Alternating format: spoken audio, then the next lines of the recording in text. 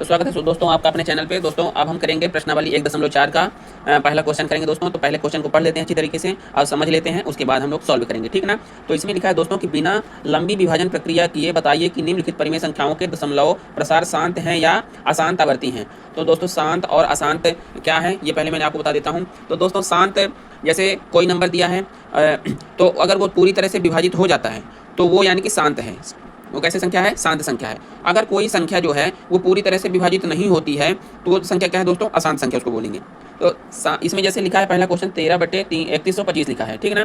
तो यानी कि 13 में 3125 से भाग करेंगे तो क्या हमारा वो पूरा पूरा कट जाएगा। अगर पूरा पूरा कट जाएगा तो उसको शांत आवर्ती बोलेंगे, अगर पूरा पूरा नहीं कटेगा तो उसको अशांत आवर्ती बोलेंगे, ठीक है ना।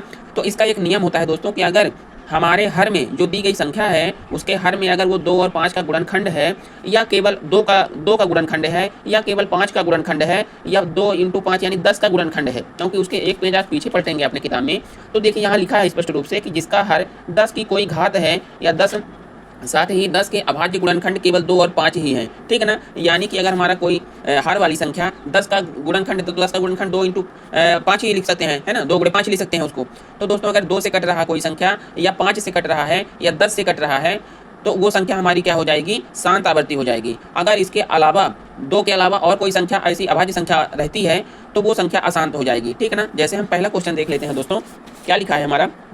13/3125। तो हमको अंश से कोई मतलब नहीं है दोस्तों, क्योंकि उसमें हमको भाग करना रहता है। हर से मतलब है तो हर वाले मेथड में हम करेंगे कि 3125 का हम लोग गुणनखंड कर लेंगे।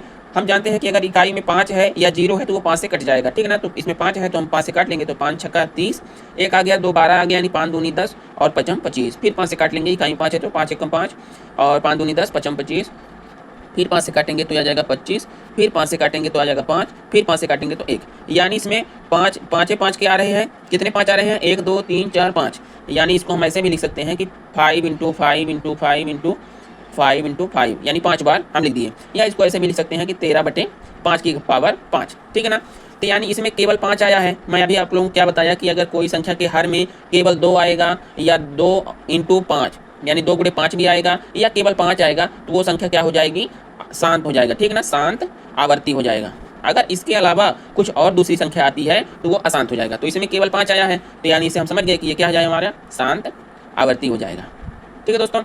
और हम दूसरा क्वेश्चन भी इसमें देख लेते हैं।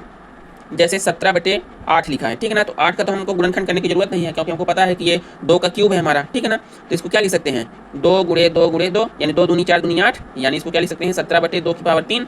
यानी इसमें केवल क्या आया है? हमारा केवल 2 आया है इसमें, है ना। तो यानी ये भी क्या हो जाएगी? हमारी शांत आवर्ती हो जाएगा, ठीक है दोस्तों। तीसरा क्वेश्चन इसी का देख लेते हैं हम। तो क्या लिखा है इसमें? 64/455, ठीक है ना। ये लिखा है दोस्तों। तो इसको हम अच्छे से आपको समझा देते हैं। इसमें भी हमको अंश से कोई मतलब नहीं है, हर का हम लोग गुणनखंड करेंगे। देखते हैं क्या क्या आता है। तो इकाई में 5 है तो 5 से काट दिया तो 5 45 और 5 एकम 5। फिर 91 है तो ये हमारा 7 से कटेगा तो 7 से कटेगा तो 13 7 91 होता है। फिर 13 से डायरेक्ट संख्या कट जाएगी क्योंकि ये हमारी अभाज्य संख्या है, ठीक है ना। तो इसका गुणनखंड क्या आ गया दोस्तों? 64/5 × 7 × 13। तो ये कैसी संख्या है दोस्तों? इसमें हमारा 7 और 13 भी आ गया 5 के साथ, तो ये हमारा क्या हो जाएगा? अशांत हो जाएगा, ठीक है ना। अशांत आवर्ती हो जाएगा।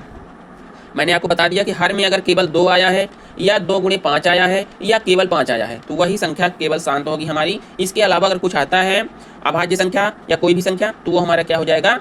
अशांत हो जाएगा, ठीक है ना संख्या। दोस्तों अगर वीडियो पसंद आई हो तो वीडियो को लाइक करना दोस्तों और चैनल को सब्सक्राइब कर लेना, क्योंकि मैं पूरी मैथ इसमें कंप्लीट करवाने वाला हूँ और जल्दी ही कंप्लीट करवा दूँगा दोस्तों। इसलिए आप चैनल को सब्सक्राइब कर दीजिएगा, ठीक है दोस्तों। धन्यवाद।